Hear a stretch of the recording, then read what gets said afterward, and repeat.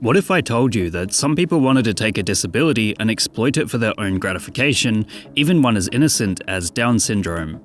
That's what has been seen on social media, as absolute weirdos have decided to take the videos uploaded by Instagram models and doctor them to make them appear to have Down syndrome.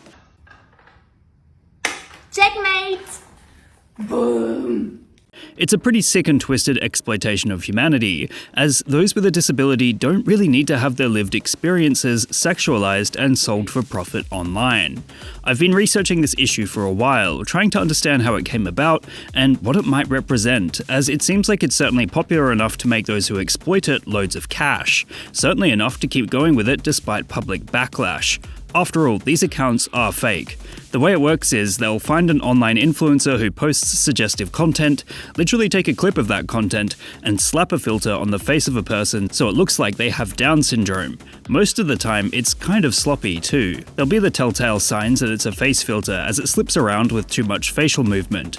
And yet, there are many people out there who think they're real enough to click the link in the bio, find a Telegram group, and pay good money for pictures and videos of the people that don't exist. Many have argued that it represents the commodification of disability, and adding insult to injury, it's out of control of the people who actually have Down syndrome. It's worth noting that there are influencers and models who actually have Down syndrome, but they tend to be of the wholesome variety with a family who loves them, and are fully consenting adults when it comes to videos of them being shared online. There'll be videos of them just being themselves, often drinking beers or hanging out with friends, and it's quite clear that everything is above board. However, when their disability is exploited, it just goes to show how the online attention economy can be monetized for the most ridiculous of causes. The idea of pairing Down syndrome with suggestive imagery and text absolutely causes viewers to turn in shock and do a double take, and for those who believe the deepfakes are real, it seems to be unfortunately quite popular. The idea of the deepfake is what made people fear the newer uses of AI before it started blowing up, as large language models like ChatGPT became popular, as well as early image generation like DALL-E. Deepfakes showed a future where celebrities could have their faces superimposed onto any other person, and politicians could be made to look as if they were saying something they weren't.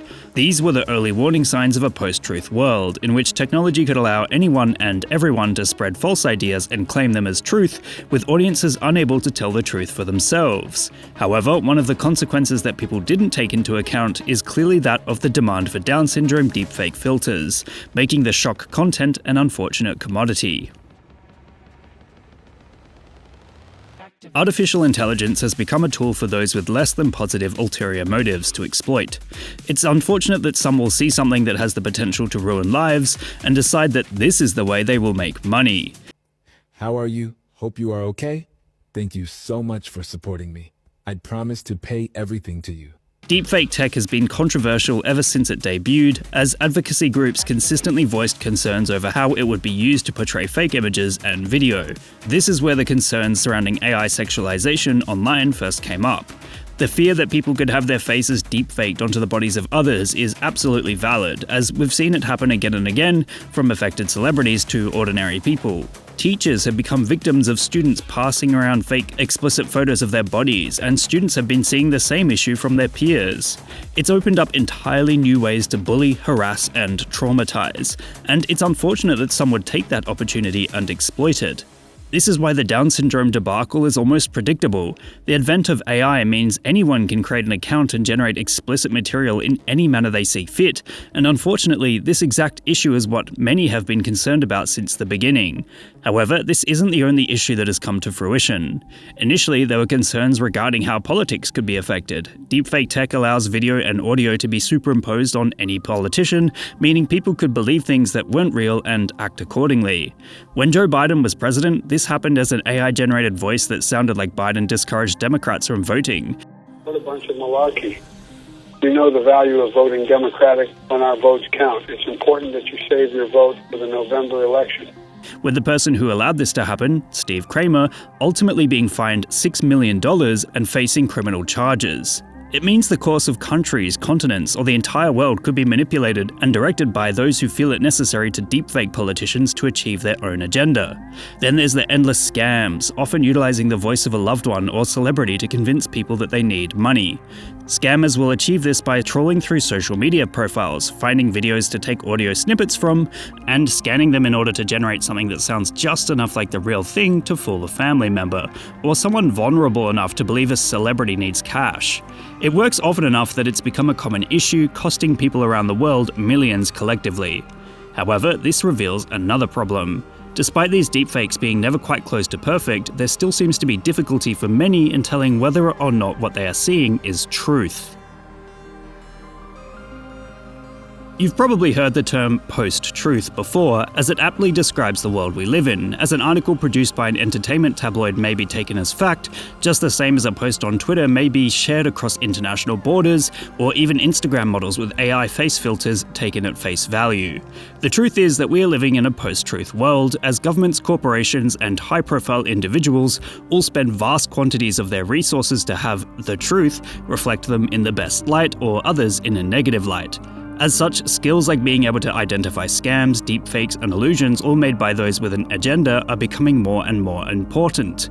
Even the ability to recognize an article or social media post written by ChatGPT is significant, as it allows the viewer to understand whether it could be factual or not. Then again, it's also important to understand that all media is a construct and thus hold an inherent bias from the person who has created it. Being truly objective is an incredibly difficult skill, and it's important to understand the context and read between the lines of where a certain piece of media is coming from.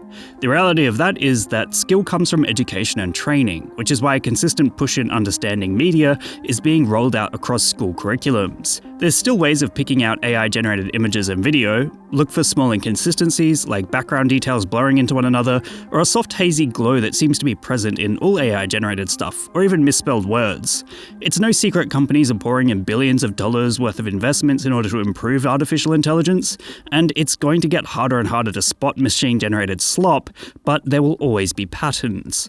As stated prior, I have no doubt the skills to pick up on these fake images, text, video, and audio will be invaluable, as they will ultimately help determine what the truth is in a post-truth world. The good news is, Instagram is aware of the Down syndrome AI issue and is taking steps to deal with it. One of the higher profile accounts, Maria Depari, has been obliterated. So whilst this is an ongoing problem and accounts are always going to keep popping up peddling this slop, it seems like there's some regulation going into how it's handled, however small it might be. The other issue seems to be that many people don't particularly care. In a post-truth world, it seems like we could be heading to a post-truth world, wherein difficulties surrounding how to understand truth, or not recognizing the importance of truth, have manifested.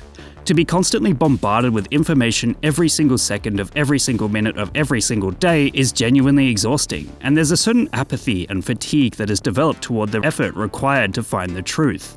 Perhaps people see that there's others exploiting disabilities like Down syndrome for clicks and regard it as just another horror that exists online, and given how many horrors are persistently presented in front of anyone who uses social media, that apathy wouldn't be surprising. Even Instagram started regulating the issue only after attention was brought to it.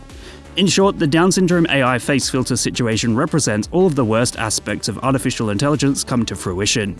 Not only does it demonstrate how AI is exploited to create fake disability imagery for profit, but it also exhibits a post-truth world in which we find ourselves, justifying the concerns of those who first imagined the issues the emerging tech of artificial intelligence would produce.